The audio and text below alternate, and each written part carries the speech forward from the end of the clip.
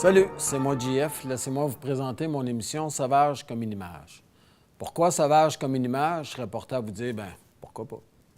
Plus sérieusement, Sauvage comme une image me représente assez bien. Je suis pas sage comme une image, puis j'ai aucune intention de le devenir non plus. Sauvage, car ça représente aussi mon style de photographie. Je suis un photographe animalier ou, de manière plus précise, portraitiste d'animaux. C'est cute, ça. Je fais aussi des photos de paysages, mais surtout connu pour mes photos d'animaux. Je vais vous présenter quelques-unes de mes photographies pour vous donner une idée de mon travail, un genre d'apéro intello.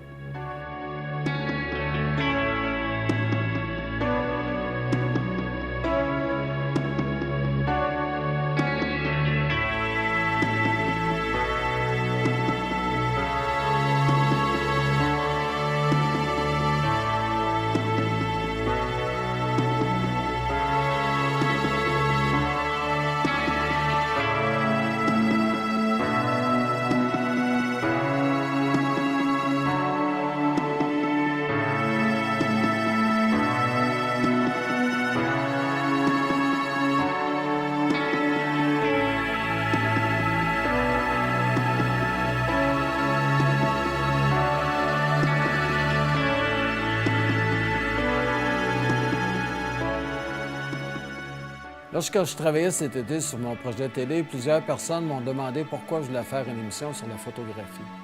Mais premièrement, parce qu'il n'en existe pas, donc pour remplir un vide. Et comme vous le savez, la nature a horreur du vide, eh bien, moi aussi. Deuxièmement, quand je pense au nombre de personnes qui prennent une photographie à un moment donné ou à un autre, que ce soit avec une caméra ou un téléphone, ça commence à faire du monde qui sont en droit de recevoir des conseils pour les aider à obtenir de plus belles photographies. Ouais, mais il y a Internet. Ben oui, il y a Internet, avec ce que ça amène de bon, de moins bon, surtout du moins bon, selon mes recherches. Pour chaque tutoriel valable que j'ai trouvé, il y en a 4 ou 5 qui ne valent pas de la merde. Ça ressemble étrangement à une ruée vers l'or. Vous ne trouvez pas? Sur Internet, c'est le Far West. Tout le monde est un professionnel, tout le monde est un gourou de la photographie. Laissez-moi en douter. Je vais profiter de l'occasion pour vous mentionner que je ne suis pas un gourou. Je suis simplement un gars qui adore la photographie. Je suis un photographe qui a appris sur le terrain. Je ne suis pas un maître. J'ai ma façon de faire les choses. Je ne pense pas que c'est la meilleure façon au monde de faire les choses. Par contre, je peux vous dire une chose, c'est qu'elle fonctionne très bien.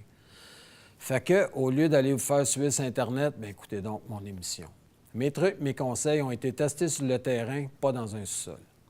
Mon émission s'adresse à toutes les personnes qui possèdent un appareil photo, ou comme Tintin de 7 à 107 ans. Oui, 107 ans, on est rendu là aujourd'hui. Sauvage comme une image, c'est une émission sur la photographie en général et en particulier. Je vais aborder plusieurs facettes de cet art, car comme vous le savez, la photographie est le 8e art après le cinéma. C'est d'ailleurs pour cette raison que je me considère plus comme un artiste qu'un photographe. La caméra, c'est un outil, un peu comme le pinceau pour un peintre. Et moi, je peins la lumière. C'est donc une émission qui s'adresse à toutes les personnes qui trippent photographie et qui veulent améliorer leur photographie. Je veux que vous arrêtiez de stocker vos photos sur l'ordinateur ou pire encore sur une carte mémoire. Quand je pense à toutes les photos de voyage, de fêtes, d'amis, de petits-enfants qui dorment sur des supports informatiques, je trouve ça dur.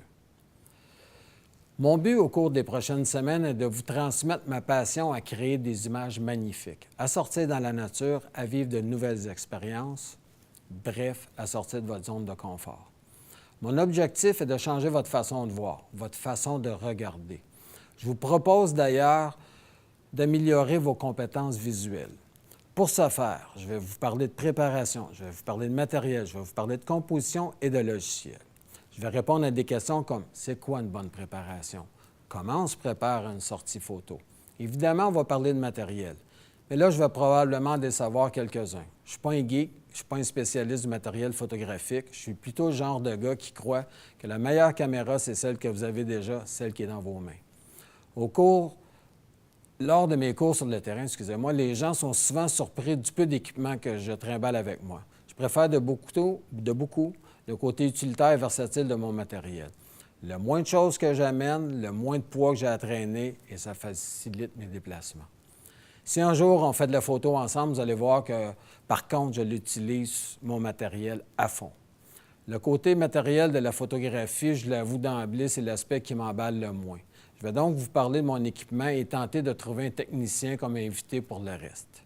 Ma tasse de thé à moi, c'est le côté artistique. Pour moi, c'est ici que ça se passe. Je vais vous parler de la composition en photographie. La composition, c'est un concept qui est essentiel en photo. On va aborder la structure d'une image. Un peu comme en musique ou en chimie, la composition est un des éléments essentiels dans le succès d'une photo. Je vais donc vous donner des conseils pratiques pour donner plus de force à vos photographies. Je vais vous expliquer différents modes automatiques de votre caméra et leur utilité.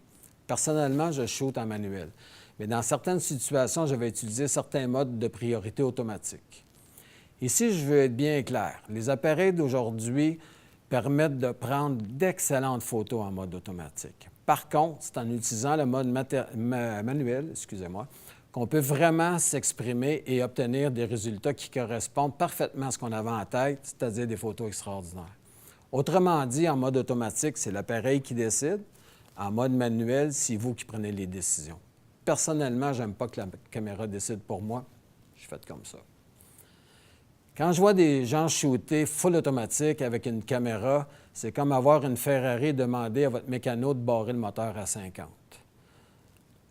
Je vais vous parler aussi d'exposition. L'exposition est avec la composition un des éléments fondamentaux à la base de notre photographie. La réussite d'une photo passe avant tout par une bonne maîtrise de l'exposition. Je vais donc avoir une émission consacrée aux 3 angles du triangle, soit l'ouverture, la vitesse et la sensibilité ISO. Des gros mots pour certains, soyez pas inquiets, je vais m'arranger pour tout vous simplifier ça. C'est pas si compliqué que ça. Je vais vous montrer comment définir une exposition correcte en peu de temps. Je vais aussi vous parler des logiciels de traitement, ce que j'appelle le facteur « wow ». Plusieurs photographes sont tout à fait contre le fait de retoucher une image une fois qu'elle a été prise. C'est pas d'hier que la retouche photo est un sujet délicat en photographie. Je trouve personnellement que la retouche photo fait partie intégrante de la photographie. Je considère qu'un logiciel comme Photoshop, pour ne pas le nommer, est un outil indispensable pour sublimer une photo. Un outil qui aide la création, qui offre des possibilités presque infinies. Photoshop, c'est tout simplement une chambre noire, mais en accéléré. Je considère que Photoshop est un outil de création au même titre qu'une caméra, qu'un pinceau pour le peindre. C'est exactement la même chose. Ce type de logiciel est là pour aider l'artiste à accéder à sa vision intime de l'image, vision qu'il ne peut atteindre seulement qu'avec son appareil photo. Je vais aussi recevoir des artisans du monde de la photo pour vous faire découvrir l'envers du décor. Je veux que Sauvage comme une image soit une émission interactive. Je vous entends, là. Là, JF, c'est un peu difficile. On n'est pas en studio avec toi. Arrêtez tout de suite de vous inquiéter, j'ai une solution. Faites-moi parvenir par courriel, par Messenger ou autre, vos demandes, vos questions, et je vais tenter d'y répondre dans le domaine du possible. Je vais vous mettre mes coordonnées au bas de l'image et à la fin de l'émission. Dernier point avant de recevoir mon premier invité de la saison. Sauvage comme une image, c'est un work in progress, une émission en évolution. Comme disait Robert Lepage, il y a toujours quelque chose à enlever, quelque chose à ajouter, toujours. Je passe personnellement de derrière à devant la caméra. Je ne suis pas un gourou de la communication, seulement un gars qui tripe photo, un gars qui veut vous transmettre son expérience et qui veut que vous soyez fiers de vos photos. Assez fiers pour les montrer à vos amis, assez fiers pour les mettre en ligne sur les réseaux sociaux. Et mon but ultime, c'est que vous soyez assez fiers de vos photos pour les exposer sur les murs de votre maison. Le prochain segment de l'émission s'appelle « Derrière les clichés ». Mon premier invité de la saison est Martin Allary, photographe chez Québecor Média.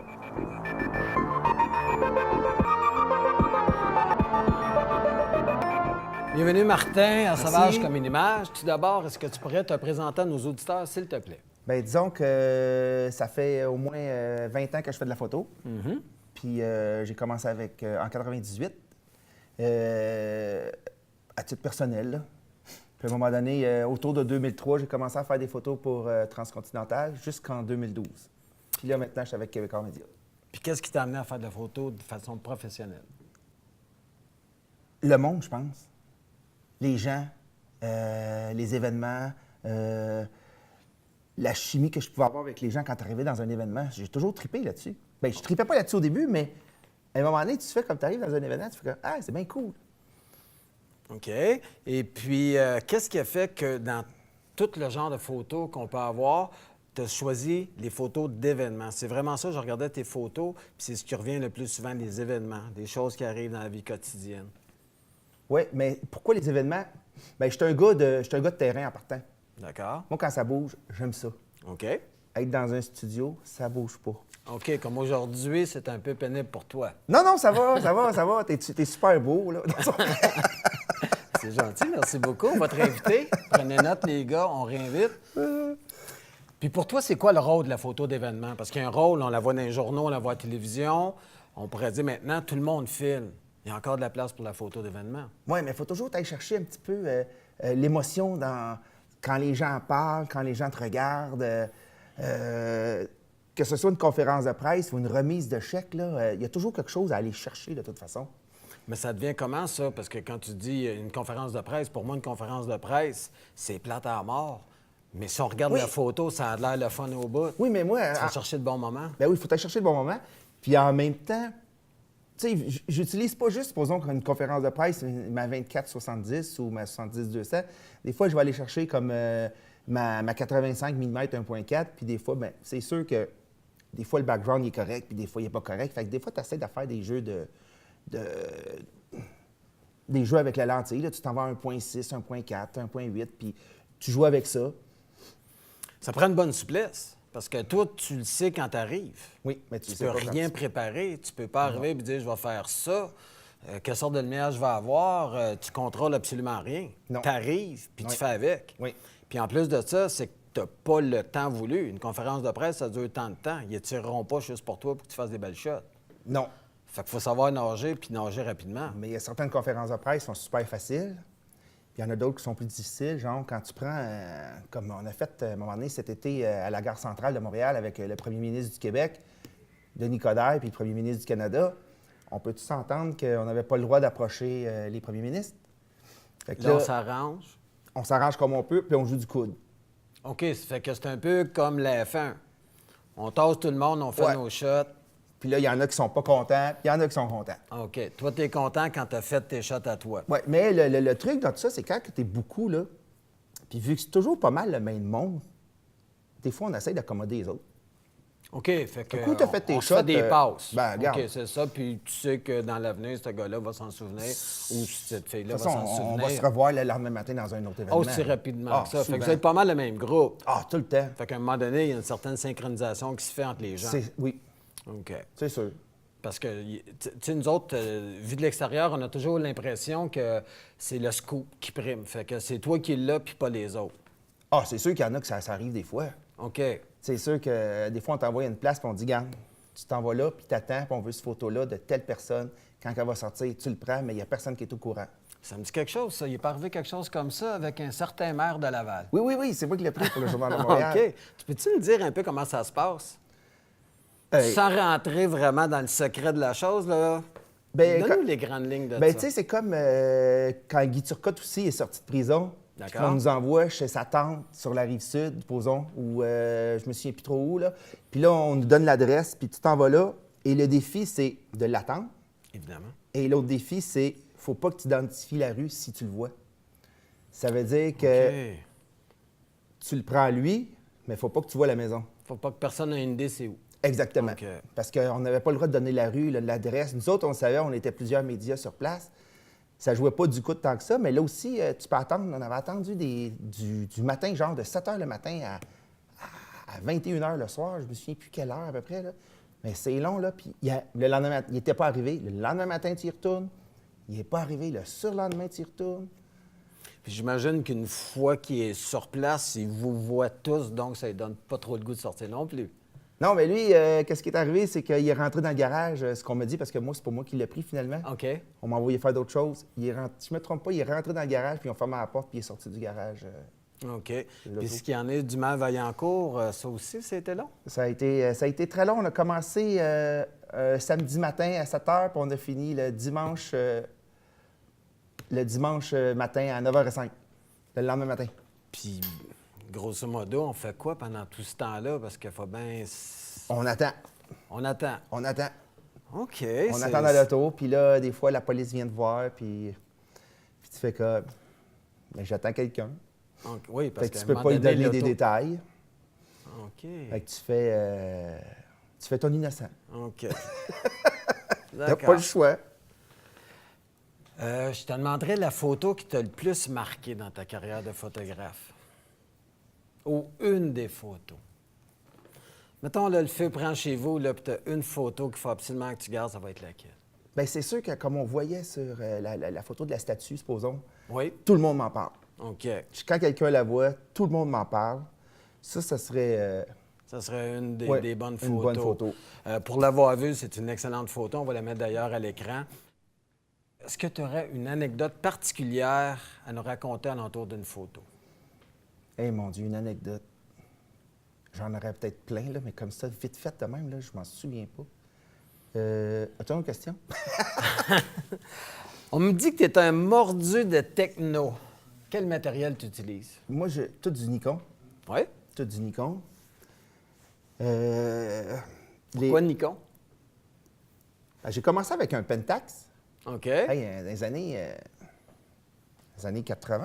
Ça, pour les gens à la télévision, c'est dans le temps qu'on avait des films, qu'on ne pouvait pas dépasser 12 poses, 24 poses. Quand on commençait à être pro, c'était 36 poses. Puis après ça, on apprenait à monter nos propres films à un moment donné pour pouvoir déborder. Fait qu'à ce moment-là, tu roulais avec un Pentax. Un Pentax avec des diapos, pas des diapos, là, mais des négatifs. Oui. Puis après ça, je me suis acheté, ça a donné un F50. OK. Je sais pas si ça te dit quelque chose. Oui, hein? une belle machine, oui. Moi aussi, je suis dans le Nikon. Ah, fait que là, après ça, une lentille, une autre lentille, une deuxième lentille, une troisième lentille. À un moment donné, tu fais comme, non, on n'ira pas voir ailleurs. On va s'acheter un boîtier Nikon, un autre boîtier Nikon. Puis finalement, quand tu achètes une 300 mm 2.8, une 400 mm 2.8, une 600 mm, puis une 200-400, puis là, tu fais comme, non, tu ne revends plus tes lentilles pour te racheter d'autres boîtiers. Là, à un moment donné, ça n'avait plus de bon sens. Puis moi, ce que j'aimais bien aussi pour le Nikon, c'est que toutes les lentilles font. J'ai des vieilles lentilles qui datent des années tranquilles, puis ils fonctionnent très bien sur les nouveaux appareils. Évidemment, tu n'as pas l'autofocus puis tout ça, mais eux autres, contrairement à d'autres compagnies, ils font tout. Je te demanderais maintenant, l'Internet, ça a changé quoi pour toi? Ça a changé que les photos, il faut qu'ils soient parties plus vite. OK. Dans ta vie de tous les jours. Tu les prends à 13h, puis à 13h05, il faut qu'ils soient partis. Oh! Fait que c'est tout de suite. C'est hier. Sur le champ. Okay. La majorité du temps, c'est sur le champ. C'est sûr qu'il y a des exceptions, là. Donc, tu n'as pas le temps de retoucher tes photos? Oh, je retouche aucune photo, quasiment. C'est très, très, très, très, très rare. J'ai pas le temps du tout. La seule affaire que je vais faire sur une photo, quand que... Supposons comme avec l'Armada, quand je faisais des photos avec l'Armada, ou des photos de hockey, ou des photos de sport. D'accord. S'il y a une poussière ou deux, je vais l'enlever, si je la vois, là. OK. Mais à part ça... Fait que donc, tu travailles pas en RAW ou tu travailles en JPEG dans ce temps-là pour pouvoir l'envoyer au plus vite. C'est ça. Je travaille en RAW et en JPEG Fine. Oui. Et un coup que... Tu sais, quand on prend les photos de sport, on a une petite clé sur le boîtier. Oui. Quand je juge qu'elle peut être bonne, je mets une clé. Quand j'arrive à les transférer, parce que ça les prend rapidement, je vais pas mal transférer juste ceux-là. OK. Fait que déjà, pendant le travail, tu es déjà en train de placer, faire ton système de classement. Exemple, il y a un arrêt de jeu, on check les photos, on continue. Un autre arrêt de jeu, on check les photos, on met des clés, on continue. Justement, quand on parle de photos sportives, tout le monde pense, il voit que le côté glamour, je suis le Canadien, c'est le fun, on prend des photos, on pèse un bouton, puis on est payé pour faire ça. C'est pas ça, la réalité. Là. Non, la réalité, c'est que tu prends une photo, tu choisis tes photos vite. Faut que tu renommes toutes tes photos. Faut que tu nommes les noms des joueurs de ces photos avant de tout envoyer. Ça, c'est à chaque match que tu fais. C'est sûr qu'on a des trucs. J'imagine. C'est sûr qu'on a des trucs. À un moment donné, là, tu rentrais tout ça à la main. Maintenant, on m'envoie, supposons, tout le nom des joueurs. J'ai juste à faire / le numéro du joueur, / puis le nom apparaît. Il y en demeure pas moins que tu peux prendre combien de photos pendant un match de hockey, mettons un match de hockey ordinaire. Là. Minimum 1000, maximum 3000. Ça veut dire que tu as entre 1000 et 3000 photos à étiqueter à chaque match avant de les envoyer. Bien, oui, faut que je les regarde. Évidemment, tu vas faire une présélection. Oui. Donc, tu traînes un laptop avec toi. Tout le temps. Parce que c'est pas en regardant derrière ton appareil que tu arrives à faire une sélection. Tout le temps. OK. Fait que ça veut dire que tu as pas mal de stock à trimballer avec toi? Parce que là, si on parle lentilles, on parle boîtier, parce que tu fonctionnes avec plus qu'un boîtier. 3 boîtiers. Bien, moi, je l'ai toujours 3 sur le dos, souvent, là. Est-ce que les 3 boîtiers sont identiques? Oui. OK. 3D, 3S. T'es comme moi. Tant qu'à avoir 3 boîtiers, tu veux que les boutons soient à la même place, puis on ne cherche pas. Oui. OK. Les boutons, les batteries, les cartes. Oui. Parce qu'on s'entend que... On en prend de la photo, ça prend de la carte. Oui, exactement. Je voulais savoir si tu avais des conseils à donner à des photographes qui veulent commencer, des photographes qui veulent vivre la photographie. Ce serait quoi les conseils que tu leur donnerais? La patience. La patience dans le sens de... Bien, la patience, dans le sens de la patience, parce que s'ils veulent demain matin faire de la photo, tu sais, comme moi, de mode, ils ne feront pas nécessairement de la photo de mode demain matin s'ils commencent, là. OK. Faut que tu commences dans le bas de l'échelle. OK. Puis c'est d'apprendre leur appareil photo. Puis de ne pas se mettre nécessairement en programme ou en sport ou en automatique, c'est en manuel. Moi, je suis toujours en manuel. Ça, ce qui est très important, moi aussi. Je suis toujours en manuel parce que vous allez apprendre avec le temps que c'est là que vous faites les photos exactement comme vous voulez. Moi, ce que j'aime pas des modes automatiques, je dois vous dire qu'aujourd'hui, les appareils photo prennent d'excellentes photos en mode automatique, mais vous allez apprendre avec le temps que quand vous passez au mode manuel, là, vous faites les photos comme vous les avez dans votre tête. Tu sais, genre, tu t'en vas prendre quelqu'un en photo, puis tu arrives sur place, puis la personne, elle sort de où tu dois la prendre. Puis là, tu n'as pas le temps de t'ajuster. Fait que je me mets à sport, plus 3. Puis là, je cours après, puis je la prends en photo. Puis là, je l'ajuste après, vite fait. Fait que si je comprends bien, tu pousses toujours vers la droite. Tu veux plus Ouais. de lumière que moins de lumière. Oui. Fait que je fais plus 3. Bien, je fais pas plus 7 parce que plus 7 est trop clair. Puis plus 3, je la trouve juste correcte, mais en sport. Mais si tu te mets à P, c'est pas pareil. Au moins en sport, je peux mettre à 125 ou à 160. OK. Tandis qu'à P, bien souvent, il va arriver à 60 de vitesse, puis moi, j'aime pas bien ça, là. Bien, écoute, merci beaucoup, Martin. C'était un plaisir de te Merci. rencontrer. À la prochaine.